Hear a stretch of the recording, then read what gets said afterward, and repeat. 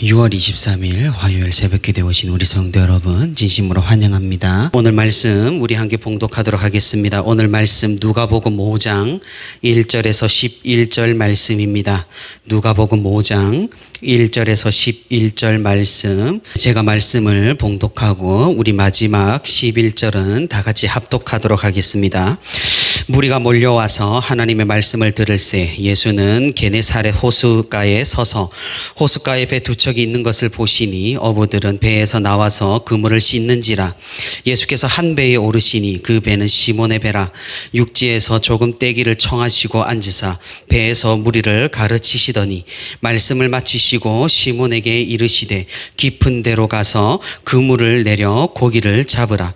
시몬이 대답하여 이르되 선생님, 우리들이 밤이 새도록 수고하였으되 잡은 것이 없지만은 말씀에 의지하여 내가 그물을 내리리이다 하고 그렇게 하니 고기를 잡은 것이 심히 많아 그물이 찢어지는지라. 이에 다른 배에 있는 동무들에게 손짓하여 와서 도와달라 하니 그들이 와서 두 배의 채움에 잠기게 되었더라. 시몬 베드로가 이를 보고 예수의 무릎 앞에 엎드려 이르되 주여 나를 떠나소서 나는 죄인이로소이다 하니 이는 자기 및 자기와 함께 있는 모든 사람이 고기 잡힌 것으로 말미암아 놀라고 세베대의 아들로서 시몬의 동업자인 야고보와 요한도 놀랐음이라. 예수께서 시몬에게 이르시되 무서워하지 말라. 이제 후로는 내가 사람을 취하리라 하시니 우리 같이 합니다. 그들이 배들을 육지에 대고 모든 것을 버려두고 예수를 따르니라. 아멘. 네, 이렇게 새벽 기도에 오신 우리 성도 여러분 진심으로 환영합니다. 제가 일어나서 온도계를 봤는데 집안의 온도가 28도더라고요.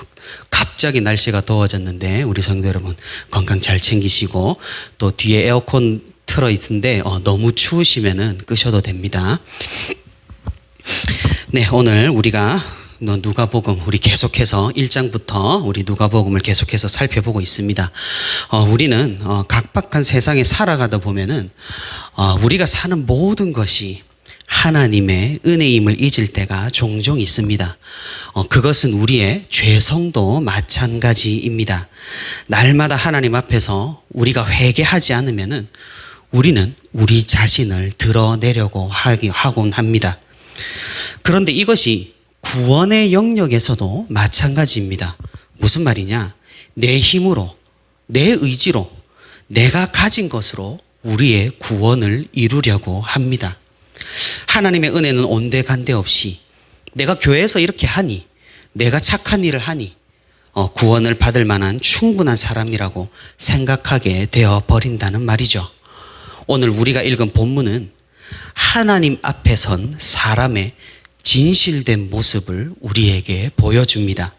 구원자이시고 그리스도이신 예수님 앞에 선 제자들을 우리는 마주하게 됩니다.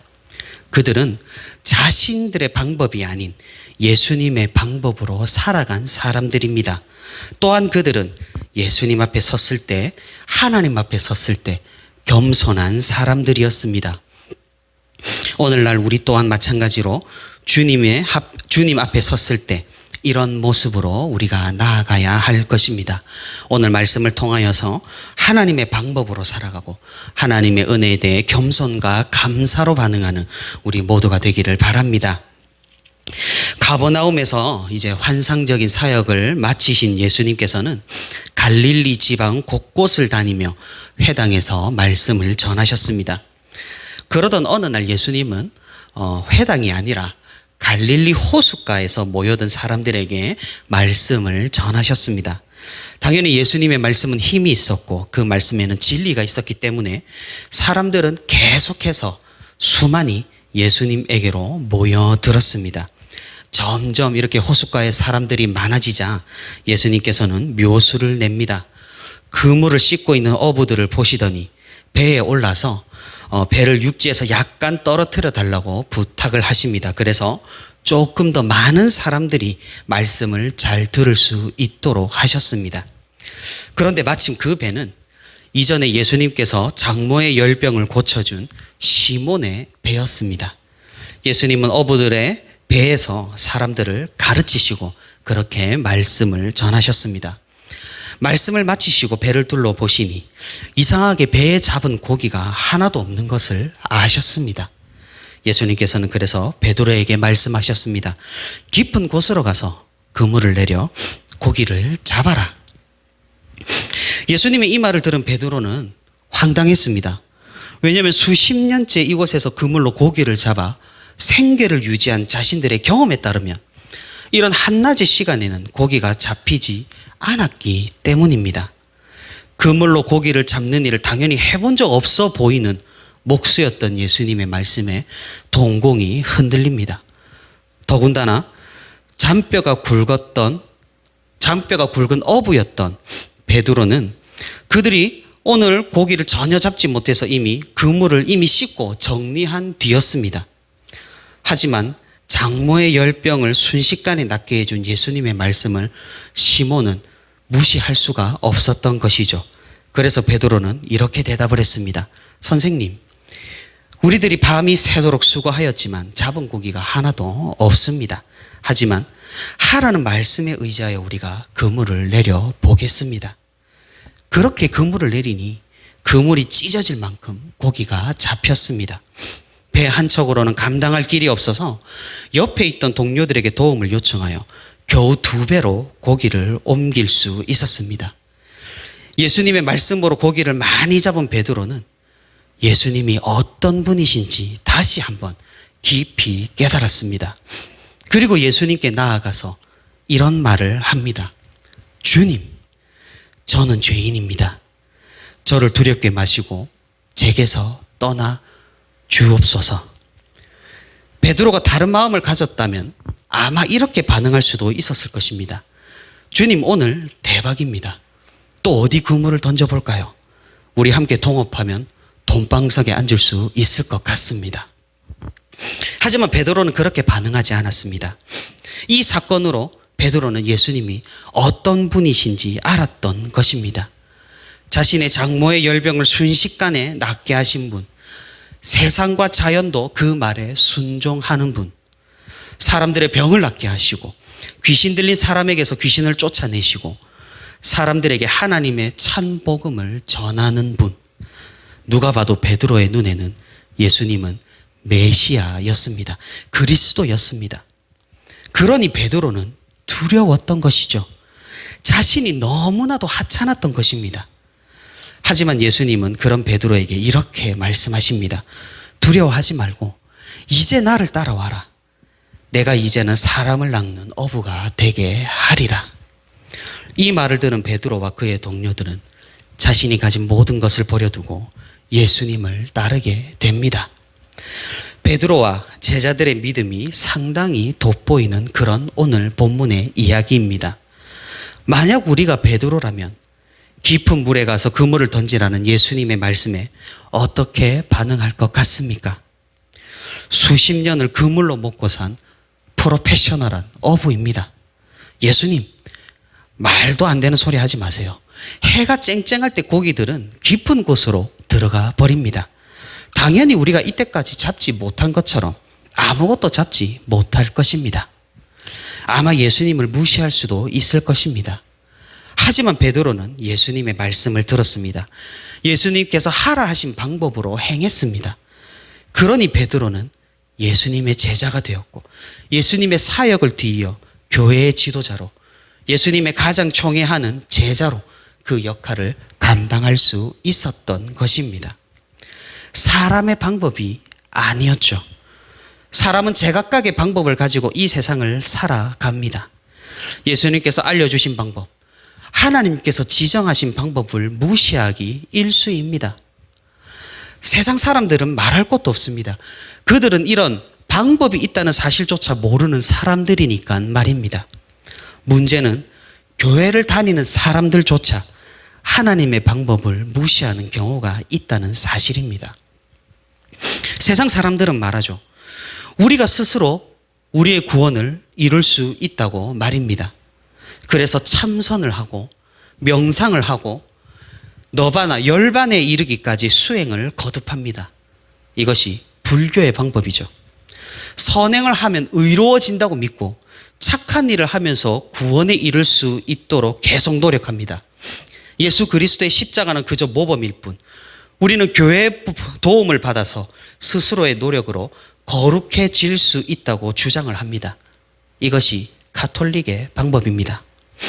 우리 서로 싸우지 말고 착하게 평화를 추구하며 살아가면 우리가 이 땅에 알라가 허락한 유토피아를 세울 수 있다고 주장을 합니다. 이것이 이슬람의 방법입니다. 이 모든 방법의 공통점이 무엇인지 아십니까? 바로 스스로 구원에 이를 수 있다는 착각입니다. 우리가 반드시 기억해야 할 것은 사람의 방법으로 구원에 이를 수 없다는 사실입니다. 오직 하나님께서 지정하신 방법으로 우리는 구원에 이를 수가 있습니다. 하지만 우리는 이 사실을 종종 잊어버리는 듯합니다. 예수 그리스도 없이, 십자가 없이, 죽음과 부활 없이 구원을 받을 수 있다고 주장하는 사람들이 얼마나 많은지 모릅니다. 구원은 하나님의 방법으로만 이룰 수 있고 받을 수 있고 누릴 수가 있습니다. 그것은 예수 그리스도를 통한 구원의 길입니다. 거의 유일하게 우리만이 예수 그리스도를 믿음으로써 그분의 의로움이 나의 의로움이 되어 구원을 받을 수 있다고 말합니다.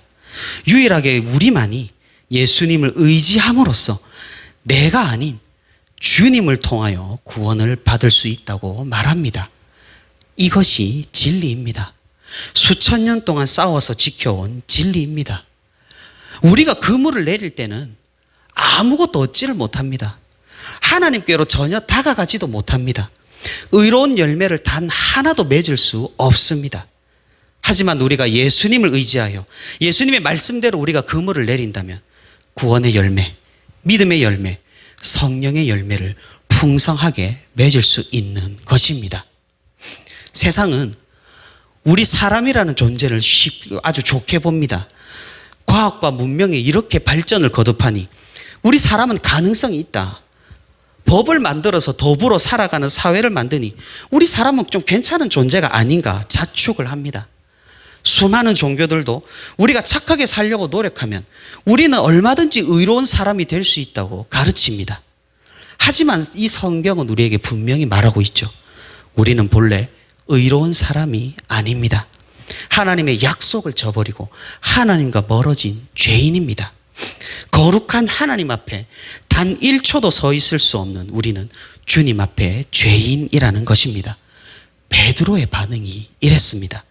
이 세상을 창조하시고 거룩하시고 만왕의 왕이신 진정한 하나님 앞에서 인간은 어떤 반응을 보여야 마땅하겠습니까? 하나님 앞에서 나는 의롭다고 목소리를 높이고 콧대를 높이고 어깨를 들썩이는 것이 과연 정상이겠느냐는 그 말입니다. 하나님을 직접 보고 하나님의 임재를 직접 경험한 구약의 많은 사람들의 반응은 한결같았습니다. 나는 죄인인데 이제 하나님을 배웠으니 난 죽었구나. 이것이 정상적인 반응입니다. 이사야 선지자가 그랬고 더 멀리는 시내산에서 이스라엘 백성들이 그랬습니다. 하지만 현대의 많은 종교들, 현대의 많은 신학들은 하나님 앞에서 자신을 내세웁니다. 나 정도면 괜찮지. 하나님 의지해서 내가 거룩해지니 하나님 앞에 나는 당연히 설 수 있는 것이라고 주장을 합니다. 하지만 우리가 잘 알다시피 우리가 거룩해지면 거룩해질수록 우리는 더욱 겸손해지고 더욱 우리의 비참함을 잘 깨달을 뿐입니다. 교회를 처음 다니면은 교회 다닌다고 기고만장할 수 있습니다. 하지만 하나님을 깊이 만나고 성화가 되어 가면 갈수록 나는 아무것도 아니고 예수님만이 나의 구원자이심을 분명히 깨닫게 되는 것이죠. 예수님을 만난 베드로의 반응이 곧 나의 반응이 된다는 사실입니다. 주님, 나를 떠나소서. 나는 죄인이로소이다. 이런 겸손하고 겸비한 신앙을 가진 우리가 되기를 바랍니다. 우리가 이렇게 겸손하게 주님 앞에 무릎 꿇고 주님만을 의지할 때 주님은 우리를 일으켜 주십니다. 우리를 세워 주십니다. 한참 부족하고 연약하고 모자란 우리들을 주님의 제자로 삼아 주신다는 것입니다. 주님의 일을 감당하게 하십니다. 베드로가 무슨 선한 것이 있어 예수님의 제자가 될 수 있었겠습니까? 베드로에게 무슨 뛰어난 것이 있어 예수님의 제자로 활동할 수 있었겠습니까? 그것은 모두 주님의 은혜라는 사실입니다. 말씀을 맺도록 하겠습니다. 베드로를 부르신 그 주님께서는 오늘 우리도 부르십니다. 깊은 곳에 가서 나의 방법으로 그물을 던지라고 말씀하십니다. 우리의 방법이 아닌 주님의 방법으로 그물을 던지는 우리가 되기를 바랍니다. 우리의 교만이 아닌 겸손과 겸비함으로 주님 앞에 무릎 꿇는 우리가 되기를 바랍니다. 주님 앞에서 비참한 죄인임을 더욱 처절하게 깨닫고 주님만을 의지하고 주님의 은혜를 사모하는 우리가 되기를 바랍니다. 주님의 방법으로 살아가고 주님이 말씀하신 대로 따르고 믿는 저와 우리 부천시민교회 모든 성도 여러분들이 되기를 소망합니다.